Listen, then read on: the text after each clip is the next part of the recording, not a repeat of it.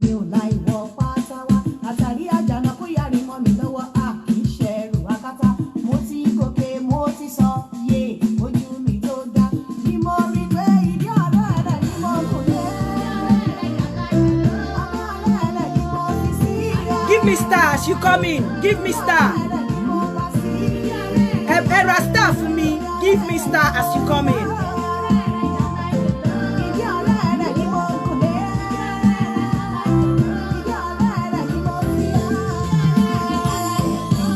Era star for me as you come in. Mo ṣẹ́gun ọmọ mo ṣẹ́ ti bàjí mi ò ṣẹ́gun ogun ó fẹ́ràn ẹ̀pọ̀n mi bí mo ti ń dàgẹ́rẹ́ sí ní fáwọ̀ ẹlẹ́dẹ̀ ni mo ṣe rí pé ìdí ọ̀rẹ́ rẹ̀ ni mo dà sí. Ọ̀gá ọ̀rẹ́ rẹ̀ ni mo lọ sí. Lórí ọ̀rẹ́ rẹ̀ ni mo kù lé.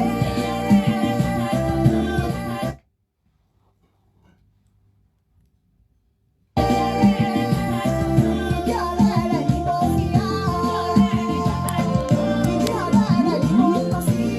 Thank you, Adiola. God bless you. Give me star as you come in. Give me star. God bless you, Olujimi. Thank you so much.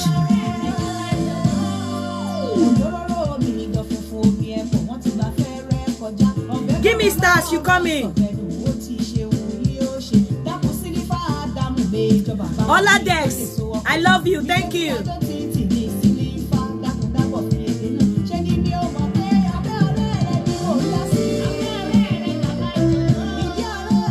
Thank you, Oyewole.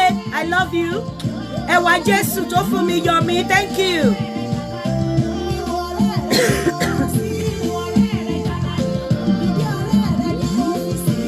Give me stars, you come in. Thank you. Ibiwumi Olalekan. Thank you. Thank you, Olajimi. Thank you, Murakiyo. God bless you.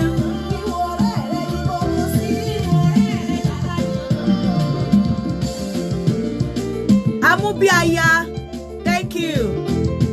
Oladayo. Thank you. I appreciate.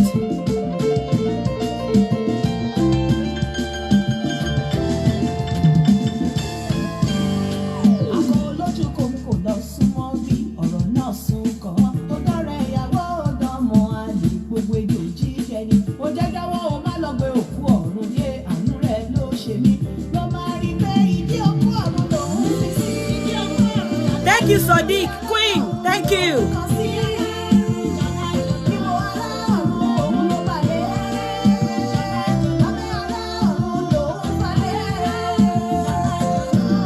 Oh, thank you, thank you, thank you, thank you. Oh, Jimo Opeyemi, thank you so much. Adetula, thank you. Oga Deyemi, thank you.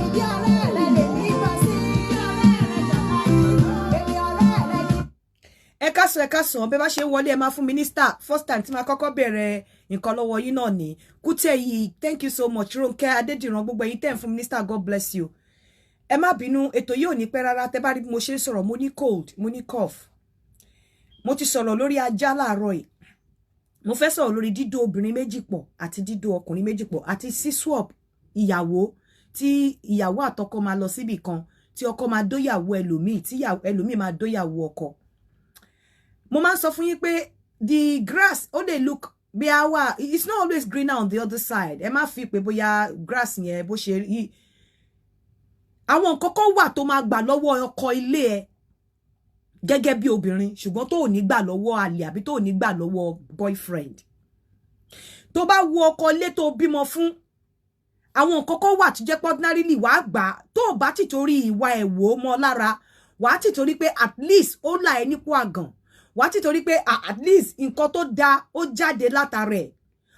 Kò sí bọ́kọ́ ṣe lè burú tó tí ọmọ tó dá bá jáde látara wọn, ó yẹ ká máa fi ọpẹ́ fọ́lọ́run lẹ́ẹ̀kọ̀ọ̀kan, ká máa rò mọ́ irú àwọn ọkùnrin bẹ́ẹ̀ yẹn lára. Àwọn nǹkan kan wà tó lè gbà lọ́wọ́ ọkọ ẹ tó jẹ́ pé no ní lọ́wọ́ boyfriend àbí ẹni tó ti fẹ́ sílé. Ẹ̀yin obìnrin, kí ló ń ṣe yín? Kí ló ń ṣe yín tẹ́ ń ṣe báyìí?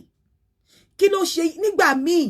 Mo máa ń sọ fún yín pé tí ọkọ ò bá ti lù ẹ́, tí ò ti lára ẹ, tó bá ti torí pé ọkùnrin ò tọ́jú ọmọ ẹ lọ wáṣẹ́ ó fẹ́ ti torí ẹ̀ filẹ̀ nǹkan tèmi fi pé ó yẹ kọkùnrin lè kóbìnrin kó ti torí fọkùnrin lè ní pé tí ó bá ti lù ẹ́ tí ó bá ti wà responsible bí gbà pé bóyá kó máa sọ̀rọ̀ kò bá kùn gbé fún ẹ kó má jọ ẹ lójú o lè ti torí ẹ̀ filẹ̀ but tí ọkọ ò bá ti lù ẹ́ kò àwọn nǹkan kó wà tó jẹ́ pé ó common láàárín àwọn ọkùnrin tó jẹ́ pé the same ìwà náà jọ ní tí ò bá ti sí pé ó ń lù ẹ́ tí ò sí pé bóyá ó ń lára ẹ tí ò dẹ̀ sọ pé kó má ṣe iṣẹ́ tó lè fi máa rówó tọ́jú àwọn ọmọ ẹ tọ́jú ara ẹ mi ò fi pé any reason wà láti sọ pé o fẹ́ fi ọkọ lẹ̀ mo fẹ́ kẹ́ gbọ́ mo fẹ́ ẹ jẹ́ kí n kọ́kọ́ pe obìnrin yìí wọlé ọ̀rọ̀ lórí ajá is a no èyí tóbìnrin tí mo fẹ́ pé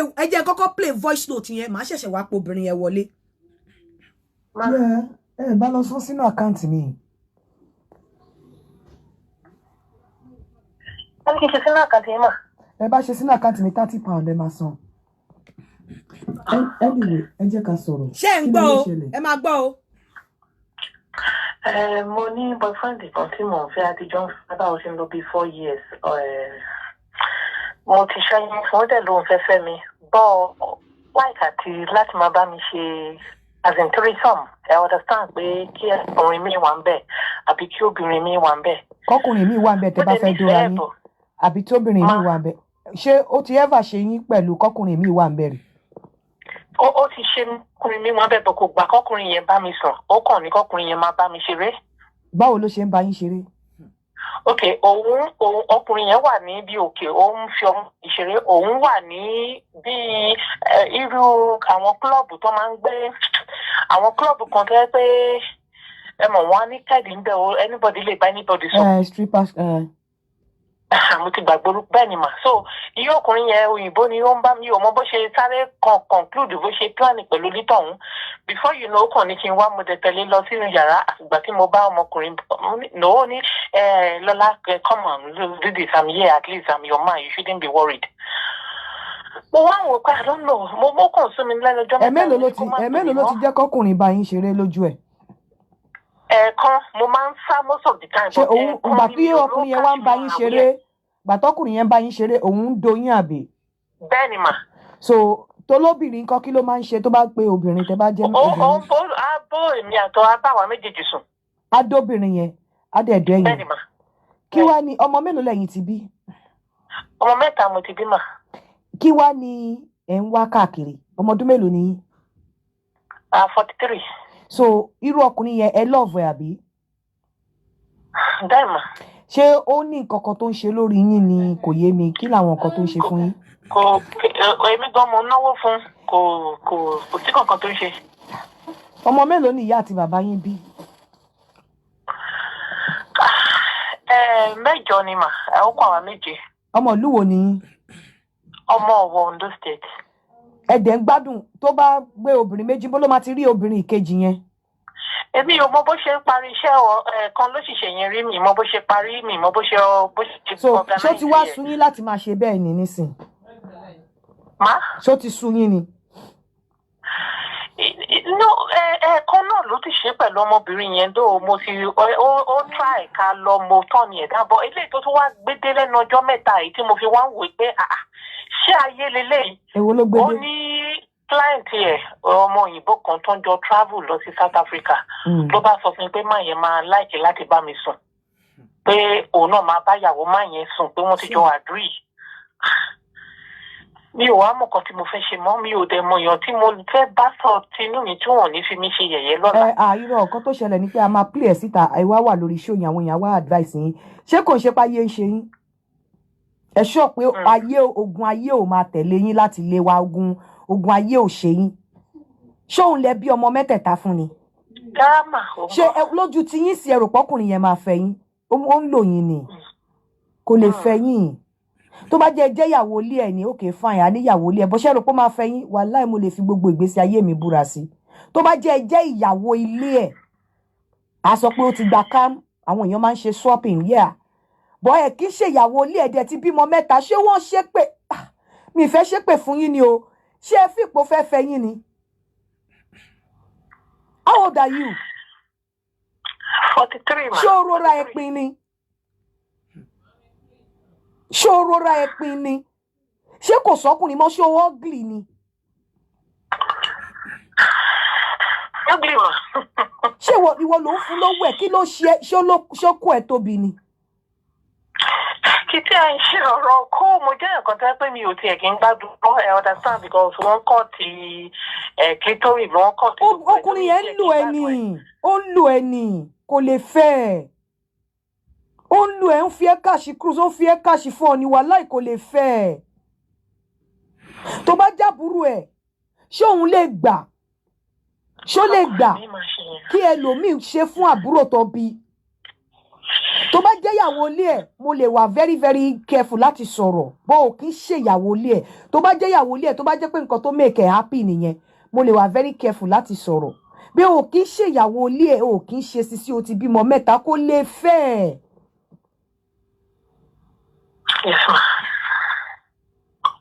èmi máa pariwo ẹ̀ síta bóyá tó bá gbọ́ kó lè fi ẹ́ lẹ̀ ó ti fi ẹ́ sínú bondage. kò sọmọ kì í ṣọmọ Yorùbá tó.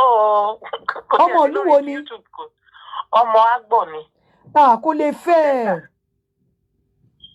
kò lè fẹ́ ẹ rábìnrin kò lè fẹ́ ẹ ó ń lùzẹ ni Ọlọ́run ọba. ọmọ Ìgbò tí mo bímọ fún gbàtẹ́mi àwọn tó ń jọ ní misunderstanding. kí ni problem o ti bímọ mẹ́ta o ti bímọ mẹ́ta you are 43 ó ní kò pọlọ́pàá fún ọkọ tó bímọ fún òun wá ń lù ẹ ṣé ọkọ tó bímọ fún ṣòfirú ẹ lọ ẹ rí.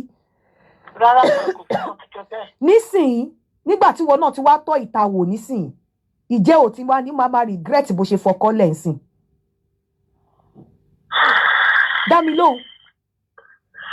dáàdì mà iná tí mo ṣe yẹn náà ò fìgbà kan ṣe bí ẹ̀tọ́ bàbá at least. ó ṣẹ̀tọ́ bàbá kò ṣẹ̀tọ́ bàbá eléyìí ó ń lù ẹ́ ní ìlú ẹrú ìlú ẹranko ìwọ ló tún náwó fún kò sí nǹkan kan tó gẹ̀ẹ́tì níbẹ̀ bọ́ ọkọ ẹ̀ ń lù ẹ́ nílẹ̀ ẹrú ilẹ̀ bàbá ṣùgbọ́n ó fò gba ọmọ mẹ́ta látara ẹ̀ whatever tó bá ná fún kò ń ṣàṣedànù tó ló ti lọ́mọ mẹ́ta pẹ̀lú ẹ̀ so èwo ló wá bẹ́tà nísìn. bímọ fún ló bẹ́tà. ètò bímọ fún ló bẹ́tà tó dé ètò bímọ fún kò ṣerú ẹ̀ fún ẹ̀ jẹ́ kó máa bá tiẹ̀ lọ kò lè fẹ́ má gba èyí tó fẹ́ ṣe yìí o má gba èyí tó fẹ́ ṣe yìí má gbà á tífẹ́ bá ti bù ẹ́ lójú ìfẹ́ orí burúkú ló bù ẹ́ lójú yẹn torí tó bá yá irú ẹ̀ máa gbé ajá wá pé kájá wá bẹ́ẹ̀ sùn òun fẹ́ káàtì fọ́ọ̀n bẹ́ẹ̀ ni. Programu tí mo listen sí ní ọ̀lẹ́ ní iná ní iṣẹ́ mọ̀ ní tí mo tẹ. tí mo sọ̀rọ̀ alájà exactly ó mú bọ̀ díẹ̀díẹ̀ nìyẹn ó máa jáwọ́ ó máa gbé káàtì wá kó lábò ẹ̀ ó mú bọ̀ nìyí tó bá jọ́kọ lé ẹ ìwọ̀nba ni máa sọ̀rọ̀ mọ́ honestly màá ní o ti bímọ mẹ́ta bóyá ó wà nǹkan tó máa rí ní òkìní kan ìwọ̀nba bọ̀ kò kí ń ṣe ọkọ inú ilé ẹ mo fọlọ́wọ́n ba bẹ̀ ó mọ nǹkan máa pè ẹ́ ó láti ń bọ̀ bàbá àwọn ọmọ ẹ̀ ò lù ẹ́ rí kí wàá lo fífi bàbá àwọn ọmọ ẹ̀ lẹ̀ fún torí kò tọ́jú ọmọ. benefit dóò kò tọ́jú mi mò ń ṣiṣẹ́ benefit ló fàjà wa mà dóò a struggle kó tó dà ìparí ìwé gbà èmi náà ló wá dàbẹ́ ni pé mo tètè dá lóhùn níbi tí mo tiẹ̀ nífẹ̀ẹ́ yẹn náà dé èmi tó jẹ́ ìyá ọmọ mo sápamọ́ mo ní sódà kó lè gbèrè wọlé kó má bàa dá láàárín èmi àti ẹ ní tilẹ̀ ń tọ́ lọ́hùn ta ló wá prefer nínú bàbá àwọn ọmọ ẹ̀ nísìn àti ọkùnrin tó ń treat ẹ bí ẹranko ó ń treat ẹ bí ẹranko nìyí. mi ò prefer àwọn méjèèjì mà kò sílẹ̀ tí mo lè sọ pé. tó bá sọ pé tó bá ní ọkùnrin wà ọkùnrin tún wà pé tó bá ní mú kan nínú àwọn méjèèjì kò sọkùnrin mọ́ láyé mú kan nínú àwọn méjèèjì kí ló máa mú.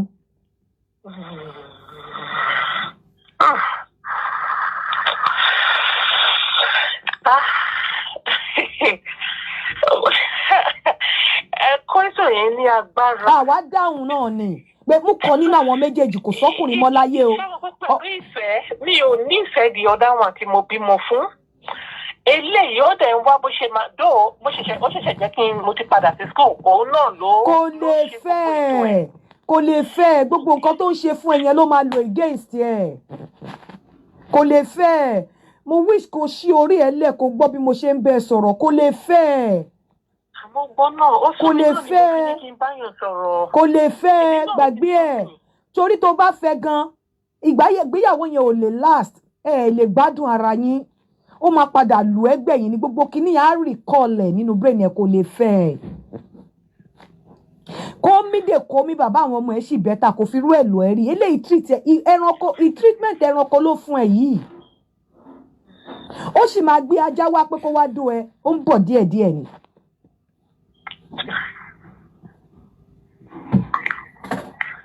Anyway. Now, ẹ jẹ́ kí wá pe lady yẹn wọlé. Ẹ̀yin obìnrin, máa mú wá kẹ́ lè máa fi kọ́gbọ́n. Àwọn nǹkan tó bá jẹ́ pé ọkọ àti ìyàwó ni wọ́n, mo lè má sọ kankan.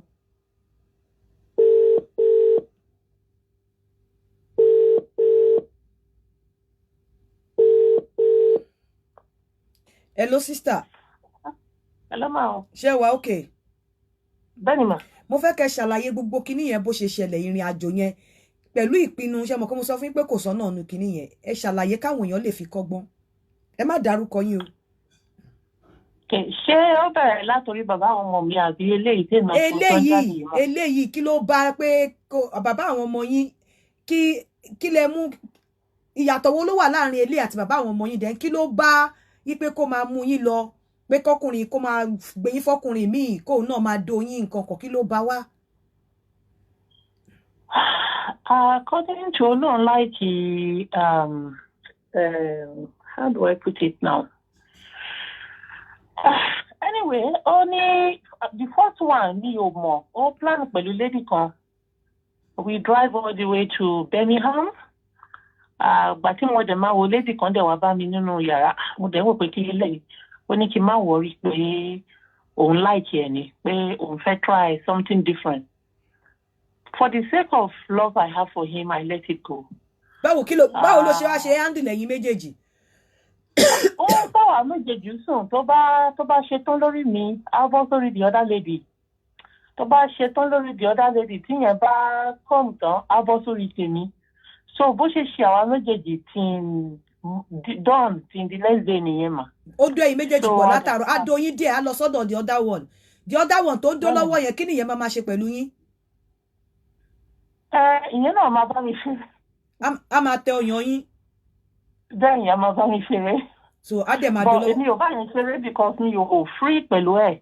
But ìyẹn bá mi ṣeré, but mi ò lè bá ṣeré bó ṣe bá mi ṣeré. Yìí the second day yẹn. So after that day, the lady Nika, according to nǹkan tó ń sọ, I don't know if he is saying the truth. Pé lady yẹn ní ká padà mo ní láyéláyé pé mi ò try ẹ̀ mọ́.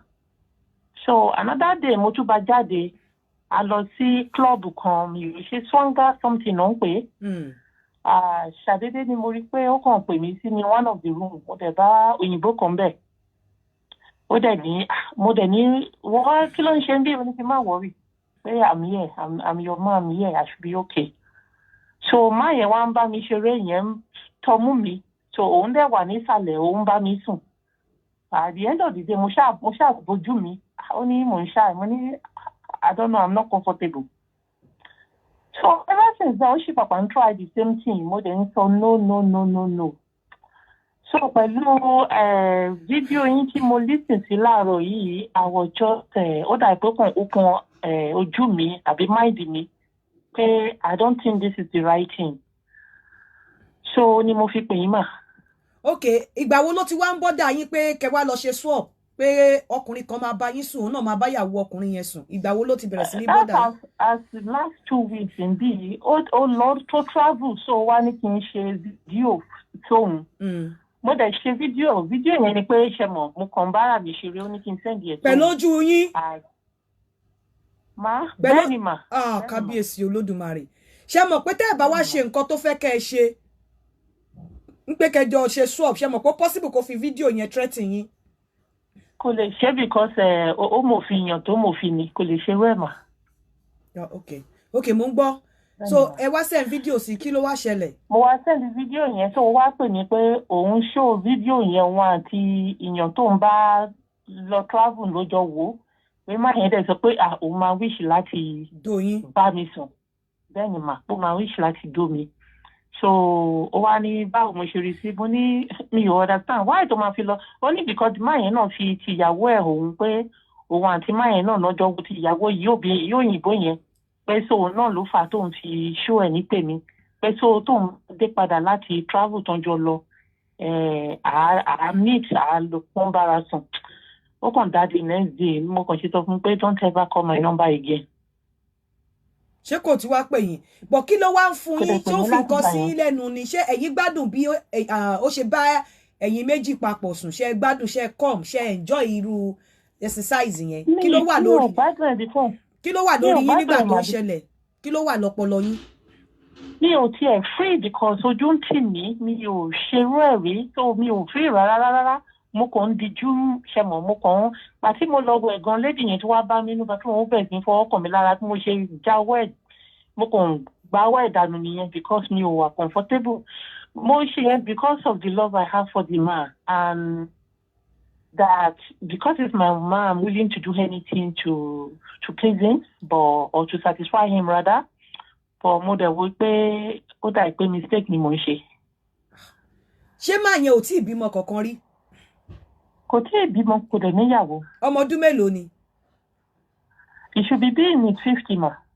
Ẹ wá fi pé ó máa fẹ́ yín pẹ̀lú ọmọ mẹ́ta. Ẹ wá rò wípé irú máa yẹn bó ṣe wà yẹn ó mọ̀ wípé there is tendency pé kò níyàwó kíyàwó òun máa gbà. So máa prefer láti ní girlfriend and another kingdom ó máa prefer láti ní girlfriend tó lè máa ṣe fún because kò ń ṣe ìyàwó ilé ẹ̀ lè máa gbà. So ó máa prefer láti ní girlfriend wá fi pé irú máa yẹn kí ló jẹ́ kẹ́ fi pò máa fẹ́ yín. Èèyàn yín mélòó ló ti mọ̀ èèyàn mélòó ló ti introduce yín sí láti ọdún mẹ́rin tẹ́ ti ń bá bọ̀ kí ló ti gbé ṣe tẹ́ fi ní idea pé àwọn máa fẹ́ mi. Not really ọ̀rọ̀ ẹni lásán kàn ní even just of recent tó lọ Nàìjíríà gbà tó lọ ṣe òkú mọ́mí ẹ̀ 1 million ni mo fi support ẹ̀ ó dẹ̀ sọ fún mi pé òun máa lọ sọ́dọ̀ àwọn ọmọ ẹbí mi kò tí ẹ̀ pé bọ́dà mi pé anybody wá sí during the burial ìyá ẹ̀ so but bí mo máa ń tẹ̀lé lọ sí family ìjẹ́ ti sọ fún mi ìjẹ́ o ti ẹ́sìfà sọ fún mi wípé ìjọ sọ nǹkan tó ń sọ ìjọ sọ fún mi kí tó sọ pé kò lè fẹ́ ẹ. rárá mà. lọ́kàn tara ẹ pẹ̀lú gbogbo nǹkan tókùnrin yẹn fi ẹ ṣe itú tó fi ẹ pa ìjọ fìpó lè fẹ́ ẹ. ìkan tó sọ fún mi nìyẹn mà bọ̀ mi ò sure pé possible. kí ló dé tó fi sure pé possible. because ìyàn tí òbí mo rí tí mo lóyún fún tó ní kí n lọ yọ oyún lẹ́ẹ̀mẹ́ta so ó sure pé ó kàn waste time ara mi ni ó kàn waste time mi. And again pé mo jẹ́ èèyàn tó ti bímọ ó wá síbí kò tiẹ̀ ní máa bọ̀ pé kóun ti ẹ̀rọ oúnjẹ àbí kóun kàn ra shopping kóun gbé wá òun Ọlátúndé bí èmi ni màá tún fi owó màá tún bọ màá tún sùn mọ́jú kò tiẹ̀ contribute kò fún mi ní upkeep. tó bá yàtọ̀ sí pé ó dún ẹ̀yin méjì pọ̀ ìjọ máa ń dún ẹ dáadáa tó bá jẹ́ ìwọ àti ẹnìkan ṣó máa ń gbádùn dídó pẹ̀lú ẹ. bẹ́ẹ̀ mà ó máa ń dún mi dáadáa mà. kí ló máa ní kó ṣe pẹ̀lú òun yàtọ̀ sí tí ò bá séyàn míì bẹ́ẹ̀. mo since mo mọ̀ kan tó ó like pé kí n máa mú un dáadáa kí n láti di gbogbo ẹsẹ̀ débi ìdí ẹ̀ ni mo máa fi ń bá ṣeré so after that òun náà máa ń mi dáadáa mà. òun náà máa ń lá ẹ dáadáa. bẹ́ẹ̀ ni mà òun náà máa ń ṣe the same thing gbà mí à ṣe 69 so so kí wàá ní regret ẹ nísìn ṣé o fẹ́ filẹ̀ àbí o sì wà òkè pẹ̀lú ẹ̀. mo fẹ́ fi sílẹ̀ because ọjọ́ mẹ́ta ètò tún wá padà sọ again pé òun fẹ́ kí èèyàn tó ń bá ṣiṣẹ́ kó bá mi sùn mo wá wò pé I think mi ò lè handle ẹ̀ mọ́ because I'm sure he's going to continue doing it. ó sì máa gba ajá wá bá ẹ wàláì ó sì máa gbé ajá wá bá ẹ sùn ó ń mú bọ̀ díẹ̀díẹ̀ ni. Anyway kí ló máa wá sọ kí ni advice o fẹ́ fún àwọn obìnrin níta ń bẹ̀ yẹn ìgbà tí máa yìí máa kọ́kọ́ bẹ́ẹ̀ sọ̀rọ̀ yẹn kí ló báwo mood wo ló wà kí ló fi sọ kí ló sọ débẹ̀ báwo ló ṣe fi sí ẹ lórí báwo ló ṣe manipulate ọpọlọ ẹ.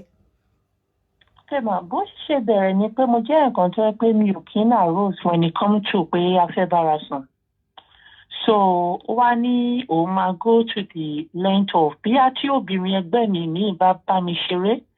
So bí a wá lè mọ the right place láti touch. Idea kọ́kọ́ fi tó mi lórí for the first time nìyẹn. So no, she's a nurse. At the end of the day, kò sí any difference. Lady yẹn ti wá sọ fún mi pé kí n lọ bá doctor mi bí wọ́n prescribe something yàrá lọ. But after that, ní ti the other man, ó ní bí a ti máa yìí náà bá ń bá mi ṣeré tóun wà lórí mi, maybe I'm going to see something. But at the end of the day, no, it's still the same thing. So idea tó fi sí mi lórí nìyẹn mà. Okay. All right. Advice wo ló máa wá fún àwọn obìnrin bí ẹgbẹ́ ẹ̀ tó ti bímọ tó dẹ̀ ń ṣe pé dandan àwọn ń wọ́kọ.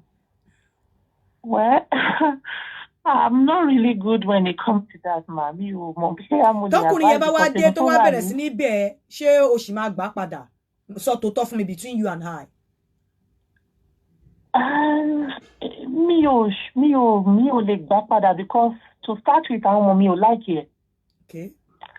And for the sake of àwọn ọmọ mi, because ìkan tó bá máa fi inú wọn dùn ni mo máa ṣe. Kí ló dé táwọn ọmọ ò like ẹ? Ṣàǹpá àwọn ọmọ ìlú yìí, they kind of understand better because wọ́n ti rí pé ó bá dé bí akànjókòó tí n bá ti fún lóúnjẹ tán lágbájá ìwọ fún mi lómi tàmùbù ìwọ ṣe gbá ìwọ ta. Then yí ọmọ mi obìnrin wá ní kò ní right láti wọn máa wọn iṣẹ́ pé kò ní right. How dare him tó máa wá tó máa sọ pé ìwọ ṣe gbá ìwọ ṣe wá kìdẹ́ ṣe pé ń bọ̀ náà tó bá máa gbé báàgì wá ẹ mọ̀ pé tépèwé ló gbé wá tó máa fi gbóúnjẹ lọ. So mo dẹ̀ sure pé kan táwọn ọmọ mi ń wò mọ́ lára pé no mommy, this is not just good for you. Especially ọmọbìnrin kan ni mo ní ìyẹn ní no mommy, I don't even see him as my stepdad. It can't even happen. Okay, all right, màá pè ẹ́ padà. Tó bá jẹ́ pé ọkọ ilé ẹ̀ mi ìbá mọ nǹkan tí mo máa sọ, mo lè má dá sí rárá kí n kàn síbẹ̀ ni pé mi ò rí. But àwọn nǹkan kan wà tíyàn lè gbà lọ́wọ́ ọkọ èèyàn téèyàn ò gbúdọ̀ gbà lọ́wọ́ àlè àbí lọ́wọ́ boyfriend. Ó kàn lo obìnrin, ó lò bí ẹranko, ó lò bí aláìléèyàn, ó take advantage of her because kò lè fẹ́. Obìnrin yóò tí fún mi ní detail báyẹn gbogbo nǹkan tó ń sọ nípa ọkùnrin kí n tó sọ fún wípé ẹ ṣáà ti rí conversation wa ẹ ṣáà gbọ́ bá ṣe sọ̀rọ̀ nínú voice note. Kò tí sọ gbogbo ọ̀rọ̀ débi báyìí fún mi kí n tó mọ̀ pé ọkùnrin yẹn ò nífẹ̀ẹ́, ó kàn máa use ẹ̀ ni. Téèyàn bá fẹ́ òyìnbó lọ́kọ, kò sí nǹkan èèyàn lè bá wọn ṣerú eré báyẹn. Bẹ̀ tó bá fẹ́ dúdú tí wọn bí sílùú òyìnbó tó fi irú nǹkan báyìí lọ ẹ̀, kódà kó jẹ́ ọkọ ilé ẹ̀, ó gbọ́dọ̀ accept ẹ̀ because dúdú mentality wọn ó máa lò against ẹ̀ later. Tó bá fẹ́ òyìnbó tó sọ pé bí a kárẹ̀ lè jí nǹkan kan kẹ́ lọ ṣe swap nǹkan kan, ó lè accept ẹ̀ òyìnbó ni. Bẹ̀ tó bá fẹ́ dúdú lọ́kọ tó jẹ́ wípé Naija ló dàgbà sí ẹ̀kọ́ bára yín nílùú òyìnbó ni, ó máa padà fiẹ́lẹ̀, ó máa lò ẹ́, ó máa wo in tó máa lò against ẹ nìyẹn. Á ló wà lọ́pọlọ òun. Tó bá jẹ́ dúdú tó bí sínú ìlú yìí àbí sílùú òyìnbó, yeah, tó bá wù ẹ́, it's your choice. Bẹ̀ kò ń ṣe anybody tí ò kí ń ṣe ọkọ ẹ̀. Ẹni tó ò lọ́kọ, kí ló ń lọ extra mile láti satisfy ọkùnrin tí ò ń ṣe ọkọ ẹ̀ fún? Láti ṣe irú nǹkan báyìí, irú very big sacrifice bẹ́ẹ̀ yẹn fún. Why? Kí ló ń ṣe ẹ̀yin obìnrin? Irú ìfẹ́ wo nìyẹn? Èèyàn máa ń love pẹ̀lú ọpọlọ orí ẹ̀ ni. Èèyàn máa ń love pẹ̀lú ọpọlọ orí ẹ̀ ni. Ta ló ń wá nọ́mbà mi? It's +447404851234. Àwọn èèyàn gan tiẹ̀ ti pè mí lọ. Èèyàn máa ń love pẹ̀lú ọpọlọ orí ẹ̀ ni. Mo mọ̀ pé swap wà, but ẹ jọ̀ọ́. Hello? Hello, mama. Yeah? Auntie. Yeah? Ẹ káàárọ̀. Ẹ káàárọ̀. Mo fẹ́ kàn sí program tẹ̀ ṣe. Yeah, mo ń gbọ́. Yeah, nǹkan tó mi fọ́. Ó bá jẹ́ wípé there is agreement between woman yẹn àti boy yẹn wípé bóyá òun ló ṣe dọ́kúmẹ̀ntì fún torí ẹ̀ ló ṣe ń tẹ́tí woman yẹn báyẹn. Tí kò bá sí yẹn ń bẹ̀, a jẹ́ wípé there is something tó wà very important tó wà ń bẹ̀ láàárín òun àti boy yẹn. Kò ń ṣe òun ló ṣe dọ́kúmẹ̀ntì fún. Wọ́n lè ní kọ̀ọ̀kan tó fẹ́ ṣe fún. Kò ṣe òun kọ́ ló ṣe dọ́kúmẹ̀ntì fún. Òun kọ́ ló gba dọ́kúmẹ̀ntì fún. Hello. Hello, Sister Inka. Sir. Ó lágbára o. Ó ga o. Ṣé nínú UK yìí náà lè ti ń ṣẹlẹ̀? Ọlọ́run, ó ga o. Ṣé mọ nǹkan tí mo rí sí issue yẹn ni pé máàní yẹn ń gba owó lọ́wọ́ àwọn ọkùnrin yẹn. Bẹ́ẹ̀ni. Láti lo gẹ́ẹ̀ yẹn. Bẹ́ẹ̀ni, kó tó máa bẹ́ẹ̀ni. Ó fi gba owó lọ́wọ́ Kò wà wọn. impossible. Kì í ṣe pé ó ń ṣe lásán. Bẹ́ẹ̀ni. Kò ṣe torí ìfẹ́ tó ní fún woman yẹn. Bọ̀ ó ń ṣe láti lò ó láti tó bá ti charge wọn. Ó máa ní iye owó tó máa ti bèrè lọ́wọ́ pé mo lóbìnrin tí máa fún láti bá yín ṣe nǹkan báyìí. Iye báyìí lẹ́gbọ̀n Sunday tó hour.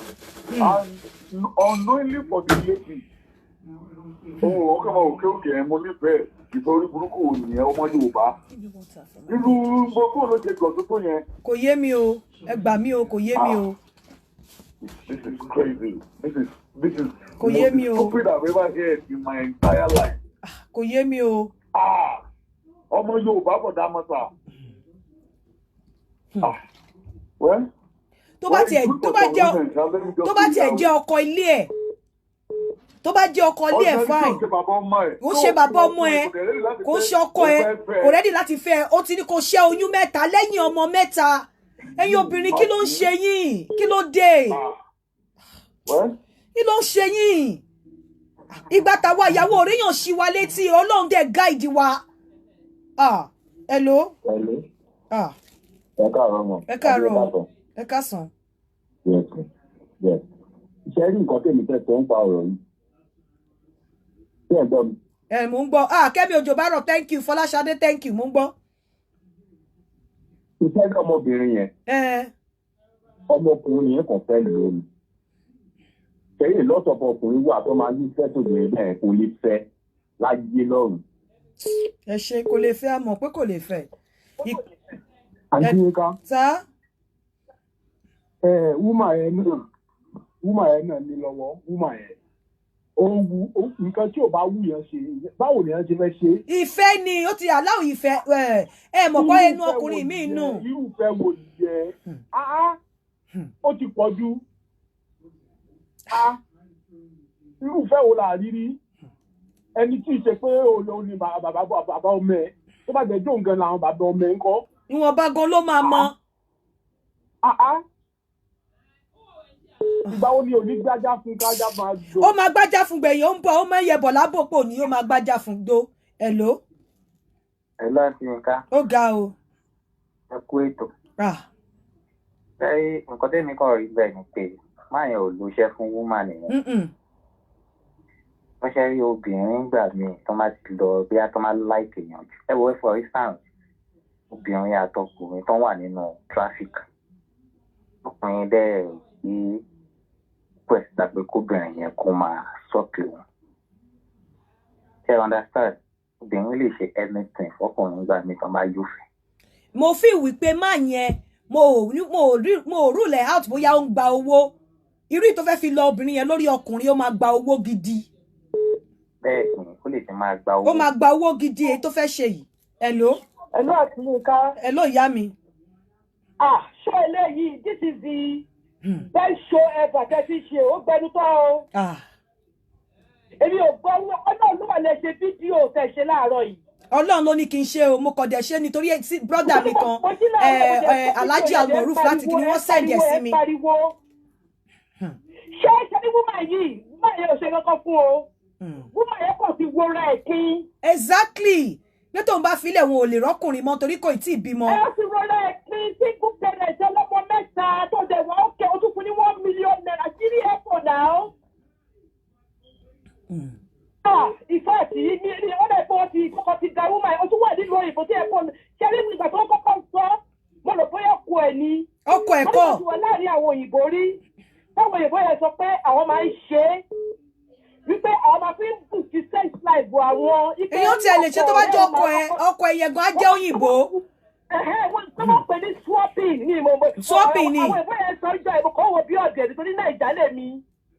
Wọ́n náà máa ń swap ara àwọn láti lè fi boost sex life àwọn. Ìgbà tó wá ní kí tí wípé tẹ̀ jẹ́ ọkọ ẹ̀ Nàìjíríà Áfíríkà ò ṣerú nǹkan báyẹn.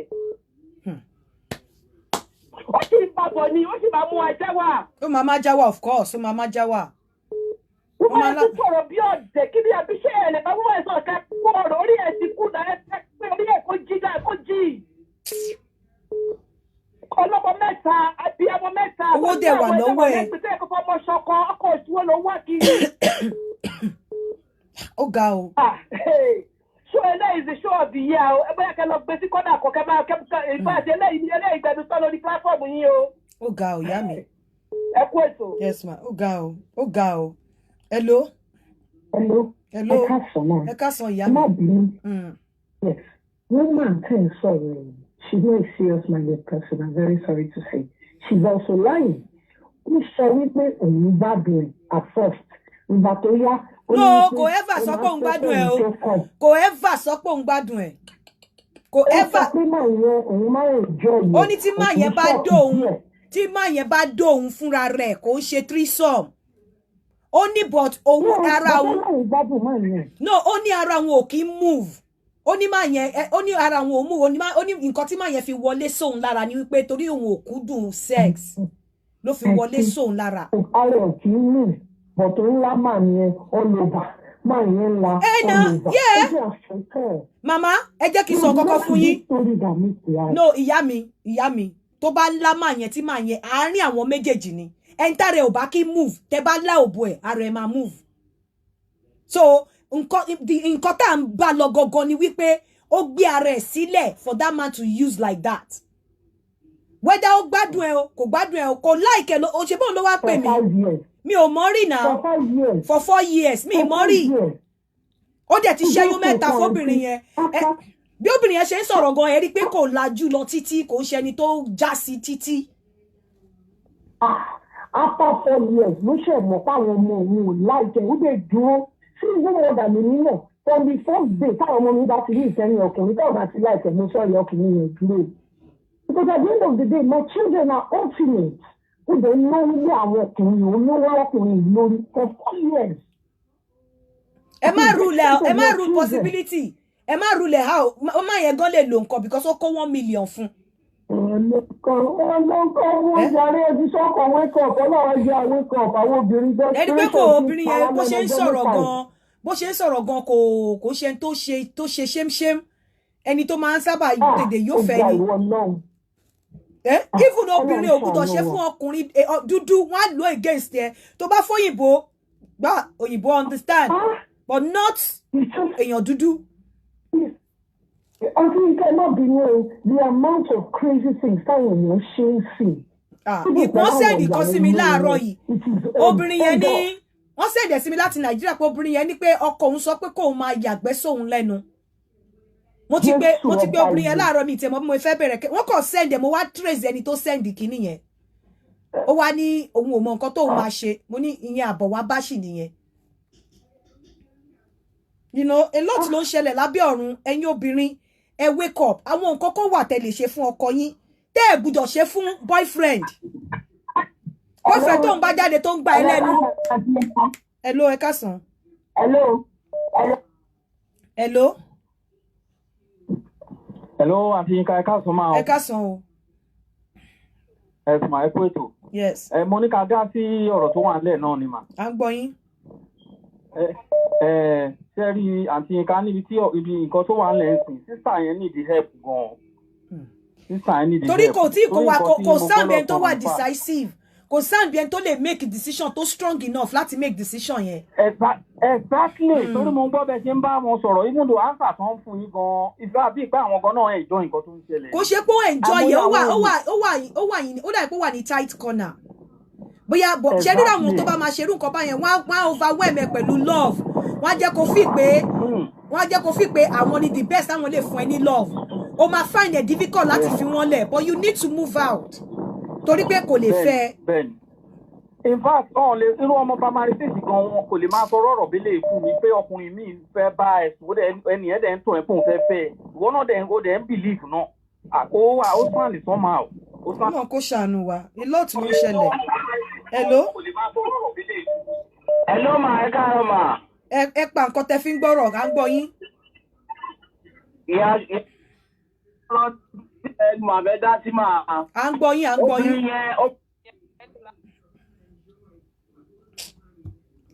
Hello. Hello, Sister Yinka.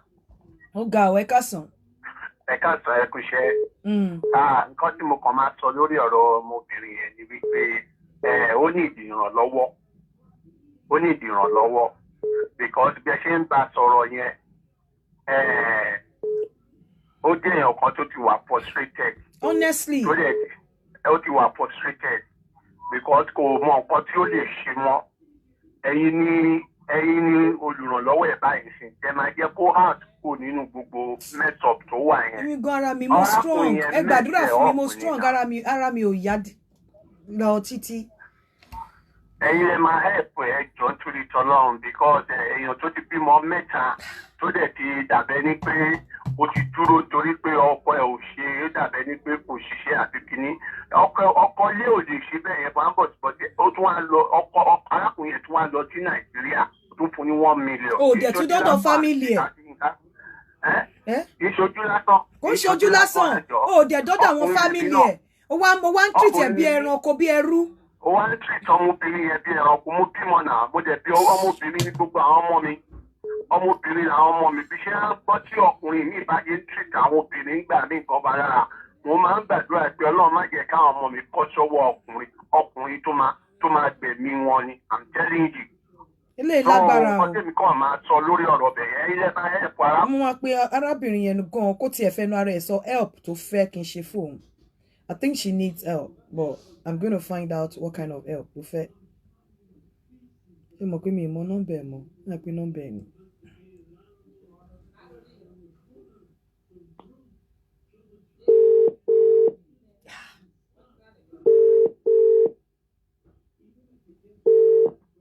Ìyá mi, irú help wo lo fi pé mo lè ṣe fún ẹ? How do I come in? Do you think you have the strength, the mind, and the determination to leave that man? Do you need me? Do you need any help? Help wo mo lè ṣe fún ẹ gan?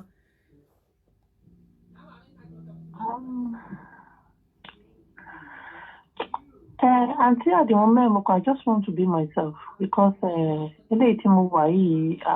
just want to. Mo fẹ́ gbàgbé ẹ totally. She'll need me láti help ẹ. No, I'm not saying I want to give you anybody. I'm not saying I want to introduce you to anybody. But she'll need me láti help ẹ out of it, maybe by talking you through out of it. But you need to be open. Yes, ma. Anytime he calls you, let me know.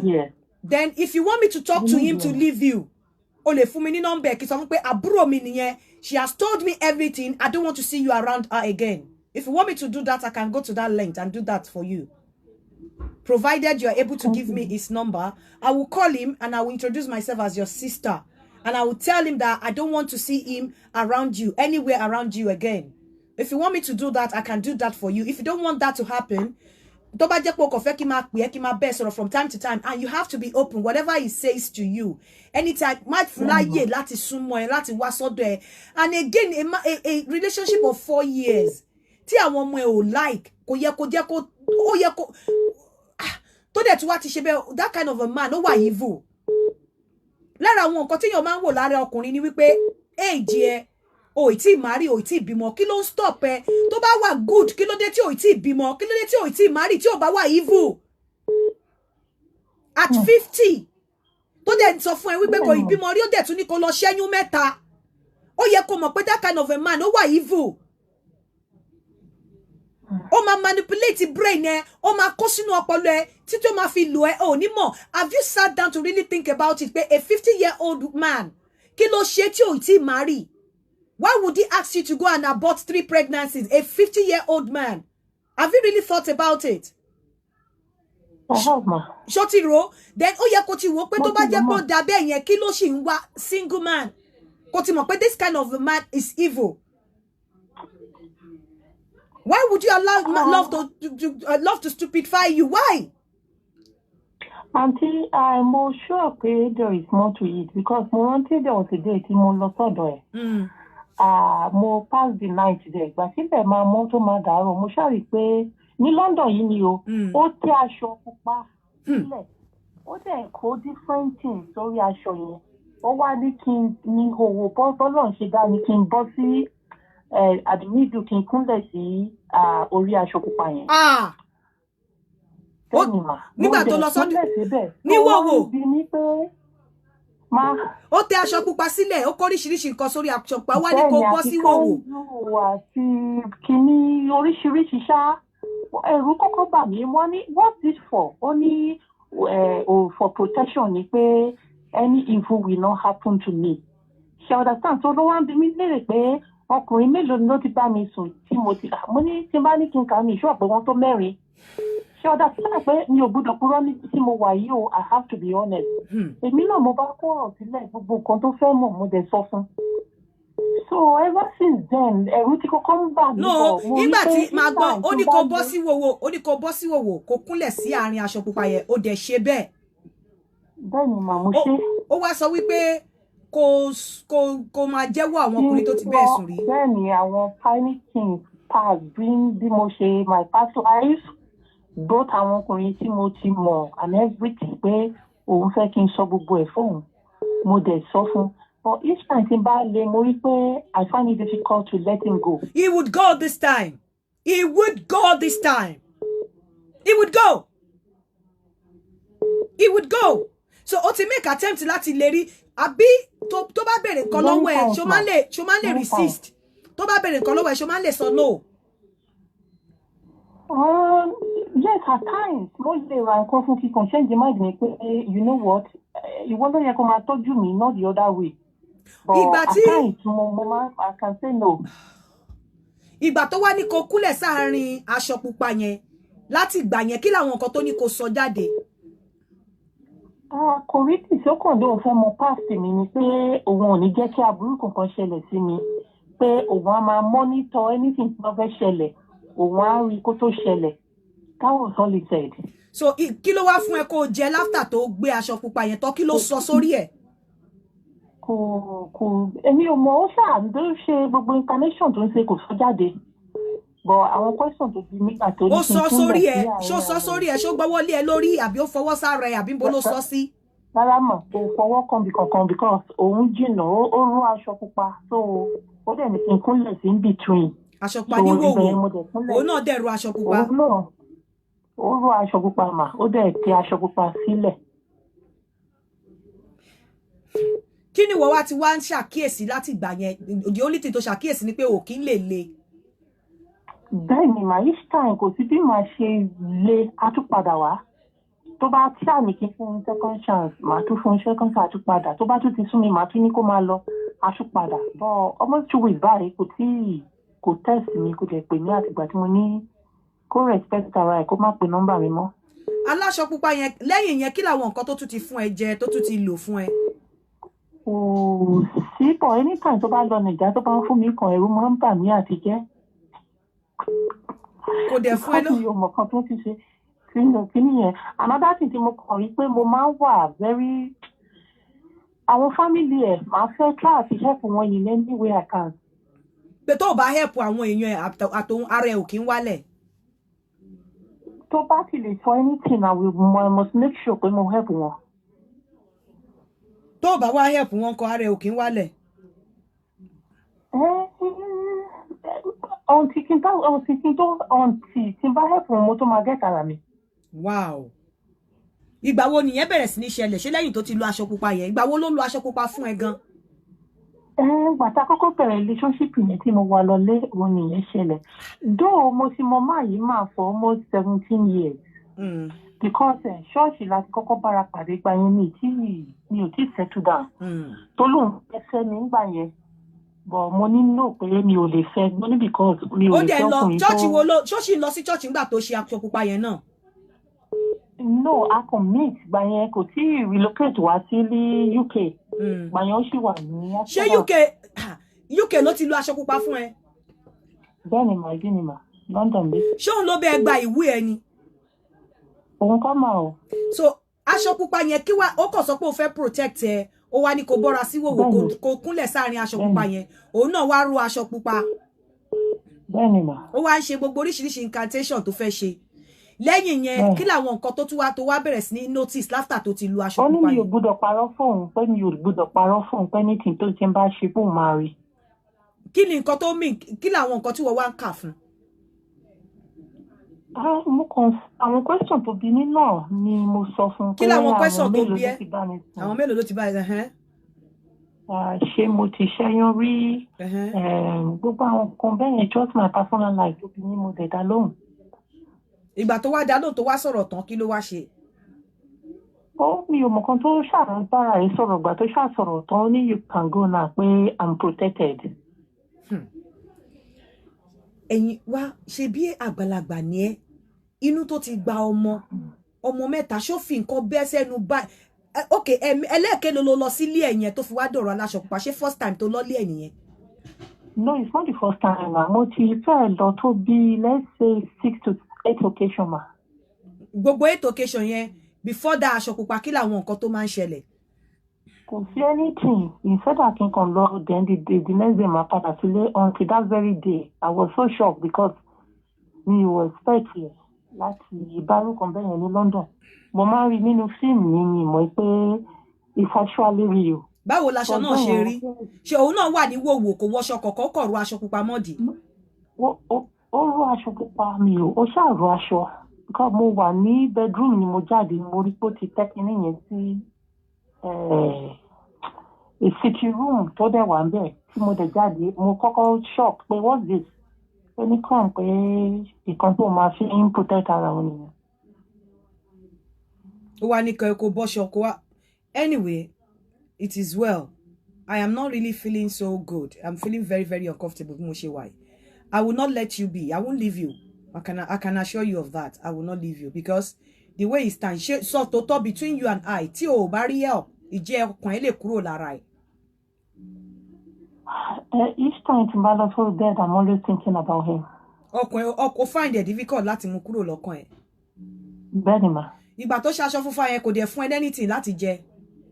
No, nothing. But ó ti sọ nǹkan tó fẹ́ sọ, ó ti find it difficult láti gbà tó ṣé ìwòwò tó wà yẹn ìjọ fi nǹkan sórí ẹ àbí o wà lórí aṣọ yẹn pẹ̀lú ẹlẹ́dàá ẹ open ni? Pẹ̀lú ẹlẹ́dàá mi open ni ma. Pẹ̀lú ẹlẹ́dàá ẹ open. Bẹ́ẹ̀. Ó mà ṣe o.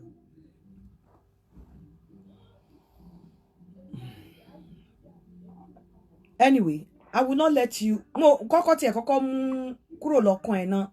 And you have to be open. You know why? Whatever happens, tó bá ti pè ẹ́ henceforth, jọ̀ọ́ jẹ́ kí n mọ̀. Anything tó bá sọ, anything tí o bá sọ, kò sí bí o ṣe lè. Ṣé o mọ̀ pé ó yẹ kí n gbowó lọ́wọ́ ẹ? Bọ̀gbà tí mo rí message, ṣé o mọ̀ pé mi ò gbowó? Mi ì dẹ̀ ready láti gba owó. But anything at all tí o bá sọ, kò sí bó ṣe lè kéré tó jẹ́ kí n gbọ́. Yes, ma. Jẹ́ kí n gbọ́. My phone is open to you. Anything, jẹ́ kí n gbọ́. Thank you, ma. Ṣé kò ṣe páyẹ̀ ń já? No, not at all. Not at all. Okay, jẹ́ kí n gbọ́. All right, ma. All right, yeah.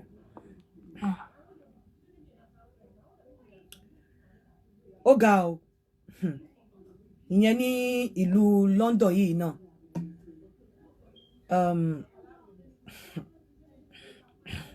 Hello? Hello, aunty. Ẹ káàsán ma. Ẹ káàsán o.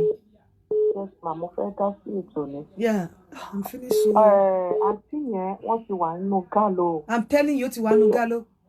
So, the only thing ni pé, bóyá máa pè yín lẹ́yìn mi o. Nǹkan tí aunty yẹn tó máa fi bọ́ nínú ẹ̀. Okay. I will tell you, and ẹ sọ fún. Okay. Lóòótọ́, ó lè fi wọ́n sọ pé aṣọ pupa, wọ́n sùn síṣẹ́, wọ́n jókòó, wọ́n sọ whatever. Tó bá ṣe kinní, wọ́n á bọ́ nínú ẹ̀. Okay. Tí èèyàn kan bá mọ ibi tí wọ́n ti ń dé. Ẹnìkan mọ ibi tó ti ń tú. Èèyàn kan mọ ibi tó ti ń tú. Nítorí pé ilé ayé tá a wà yìí, àwọn ọkùnrin míì wà. Èmi ò mọ rísì tí wọ́n ṣe ń ṣe bẹ́ẹ̀, ó wà desperate gan. Àti wípé àǹtí yẹn gan kọ́ má ṣẹ́yún mọ́ o. Mo ti rí èèyàn kan tó yẹ pé ọkùnrin kan nílùú yìí náà ni o, nínú London yìí ni. Ó mẹ́sàn pé òun fa ayé ọmọbìnrin yẹn jẹ́. Wọ́n ṣe arranged marriage. Ọmọbìnrin yẹn bẹ́ẹ̀ wọ́n dẹ̀ jọ ń gbé ní ọkọ níyàwó bí ọkọ àti ìyàwó nulẹ̀. Ó dẹ̀ make sure pé òun ṣẹ́yún fún ọmọbìnrin tó yẹ pé títí bí mo ṣe ń bá yín sọ̀rọ̀ yìí, ọmọbìnrin yìí kò lè bí ọmọ mọ́ láyé wọ́n láti gbé wùnbọ̀ ẹ̀ kúrò. Ọkùnrin láti lọ sí Nàìjíríà àti Yínká ó lọ fẹ́ ìyàwó òní. wọ́n ti wá bímọ àti yẹn ó wà lórí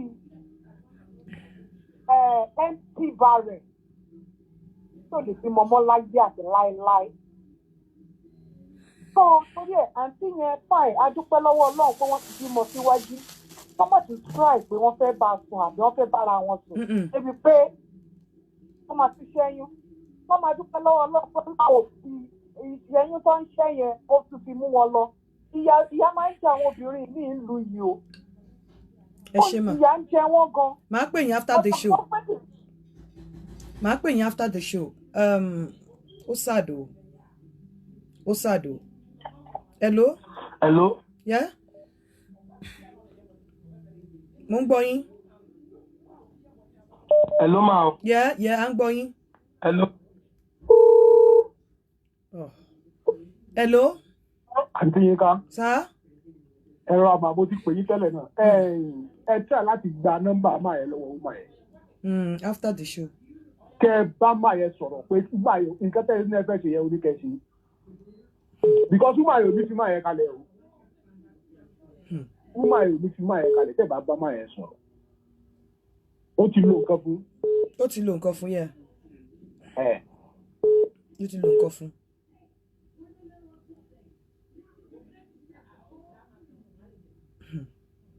Ọlọ́run má jẹ́ ká kàgbákò.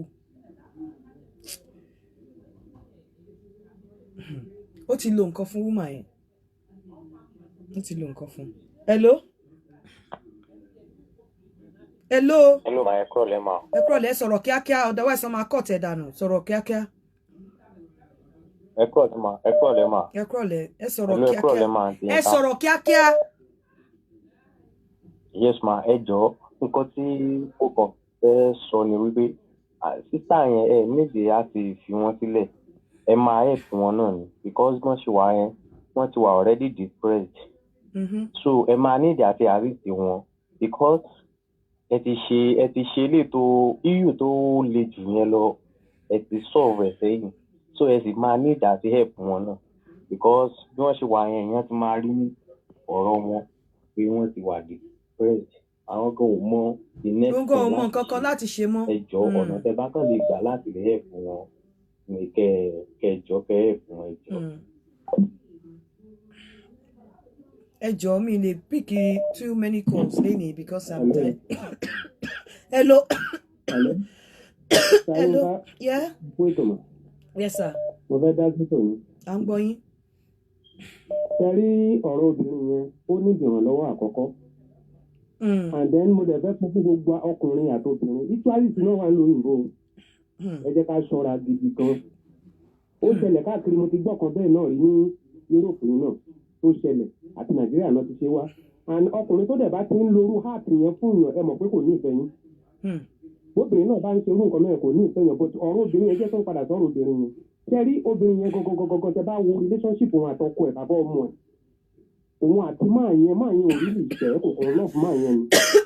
Bí ọkùnrin náà bá ti ṣẹ́ tó bá máa fi ọtọkùnrin bá ti ẹ̀ṣẹ́ tó bá ṣẹ́ tó di pé òun ló ní ẹ̀bi tó bá máa fi ọkùnrin yẹn lẹ̀ ọkùnrin oyè alágbàríkà ló máa bá pàdé. Bọ̀ tí obìnrin náà bá ṣẹ́ ọkùnrin tó.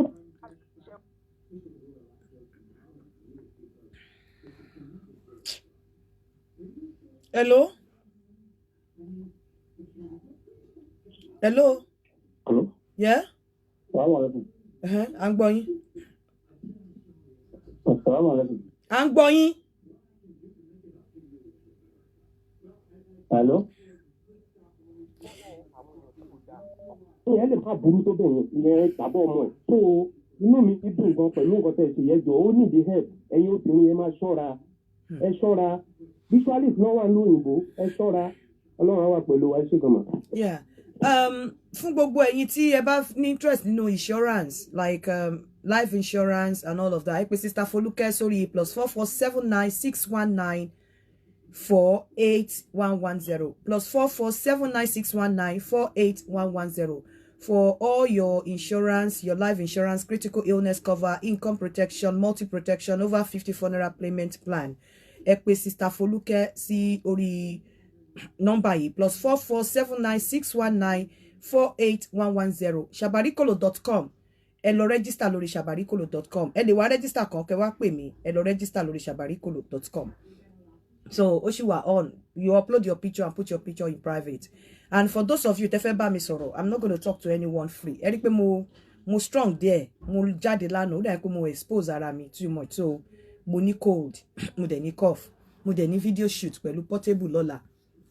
So ẹ jọ̀ọ́ torí Ọlọ́run, gbogbo ẹ̀yin tẹ́ bá fẹ́ ra jalamia, kaftan, turban, jalabia fún ọkùnrin àti hijab gbogbo ẹ̀, ẹ kọ sí ilé-iṣẹ́ at already to wear by Abeni, already to wear by Abeni. Ẹ kọ sí wọn lórí WhatsApp, ẹ pè nọ́mbà wọn lórí WhatsApp +234 810 917 6616 +234 810 917 6616. Ẹ ṣé mo dúpẹ́ o gbogbo ẹ̀yin tẹ́ ra staff fún mi. God bless you. On this program alone, mo ti ní 24,883 stars. Thank you so much. I really appreciate you all. Thanks for being there. Thanks for the support. I love you and I'm not going to take your love for granted. Ẹ ṣé gan, 25,033 ni mo ti ní of stars on this program. Ẹ jẹ́ kí n gbé this last call because this person has been disturbing me. Let me pick her call again. Hello, yeah? Hello, ma. Hello, mo ń gbọ́. Hello. Ẹ káàsán ma. Ẹ káàsán. Ẹ kú ètò ma. Yes, ma. Ẹ ṣé ma. Ẹ go straight to your point, ìyá mi. Ẹ lọ straight. Hello, ma. Hello, yeah? Aseyinka, mo like the program especially me, but I'm not happy about all this program that you are doing today. But saying gba àwọn èèyàn là, Ọlọ́run máa máa gbẹ̀yìn. Thank you, darling. We need to take our stand. We need to take our rights. Even though tí ọkùnrin bá ń fún ẹ lówó, kò ní pé kó má mọ̀ what is right and what is not right for you. Ẹ jọ máa program mo máa tẹ kọ́kọ́ sọ yẹn.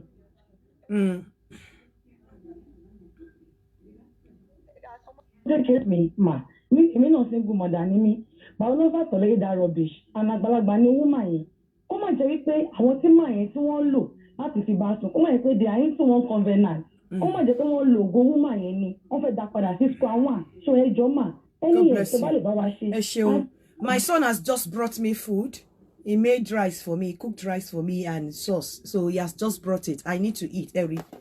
Ọmọ mi ló ṣe ló gbé wá fún mi. So I need to have something to eat and use whatever I can use. Láti relieve ara mi. I'll see you guys some other time. I didn't want to kò yẹ kí wá ṣe show yìí, but mo kọ̀ wò pé no, I'm only láti pass me information. At times, no matter how small, àwọn nǹkan tẹ́ ń rí tá ń ṣe síta yẹn. Ẹni tí ò bá gbọ́n lórí ètò yìí kò lè gbọ́n mọ́. Ẹ jẹ́ kí n máa lọ, mi ò gbé ẹnì kan mọ́. I'm tired. I have cough and cold. Ó dàbọ̀.